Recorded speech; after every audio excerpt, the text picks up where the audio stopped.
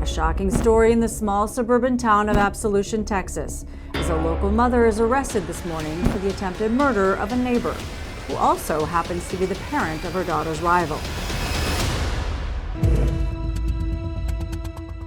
Never in my life have I seen a case like this. The scene was bloody, and it was violent. From the beginning, our department had definitive evidence that this attack was premeditated.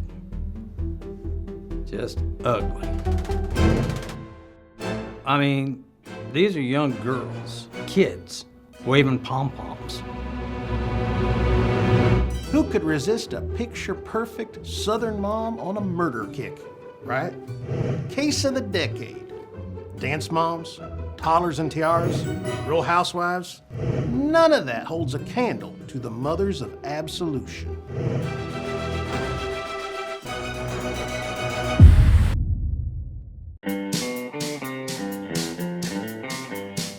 Everyone cheers down here, especially in these small towns. The stakes are sky high. It can propel you to being an NFL cheerleader if you're lucky. That year at Nationals, all eyes were on my daughter, Casey Covington, and her friend, Beth Ann Faye. Girls from the same town, same team, same street. Beth Ann was always so happy when she danced, and she knew how far cheerleading took me. I always thought Beth Ann Faye was in it for the big fat scholarship money from winning Nationals. So she could be a nurse or something. My Casey. Cheerleading was her dream. As a mother, your only job is to keep your kids' dreams alive.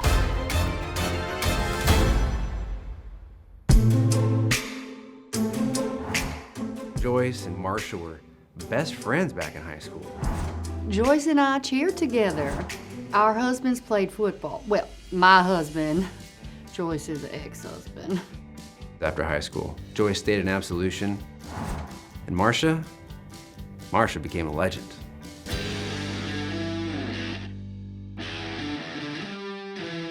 Being a Dallas Cowboys cheerleader was the greatest honor of my life. The dreams I had, they didn't come true. And let me tell you, Marsha Faye never let me forget that. Late my senior year, I quit the team. I dropped out of high school altogether. There was no other option. Joyce blamed me for her news leaking around town. Still claims that I ruined our friendship for a juicy rumor. Not a rumor if it was true. Why did she leave school? Why? Oh, I thought it was common knowledge. Joyce left school because of the baby. I'll say it. Getting knocked up is just plain dumb, not to mention sinful. And once that opinion is out there, nothing will change how folks think of you.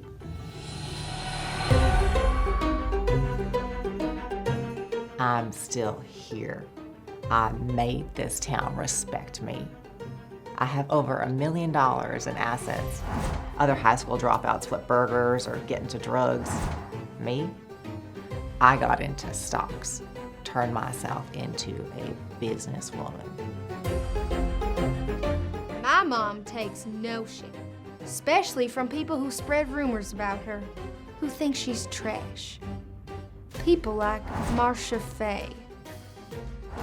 It was either the Fays or us for that scholarship. With that kind of opportunity on the line, you do what you gotta do to win.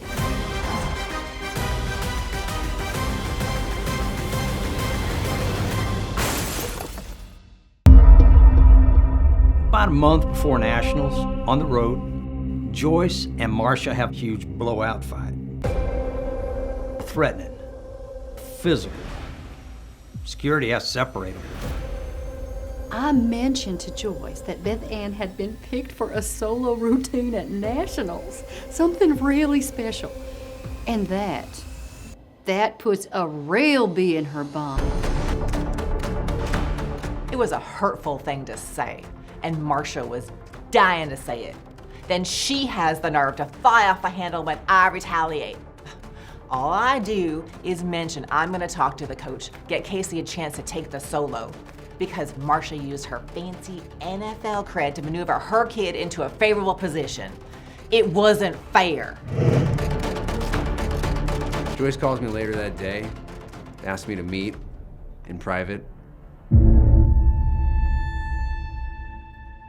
Joyce and I talk often. I record a few of our chats, just so I can keep my notes straight. At first, it was nothing. But Joyce makes an ask that, well, raised the hairs on the back of my neck. Casey should be the one up there, not her. Marcia Faye is working her poor kid to the bone because she can't handle the fact her own career is over. It's pathetic. It's not personal. Like hell it isn't. If Beth Ann broke her leg, or God willing, if Marcia would just upend and disappear, that sure would clear the way for us. The morning of May 1st, 2022, Andy Hunter shows up at the station. I got no idea why. And then he starts spilling this crazy story. I almost told him to piss off. I mean, who the hell is willing to kill over some pom-poms?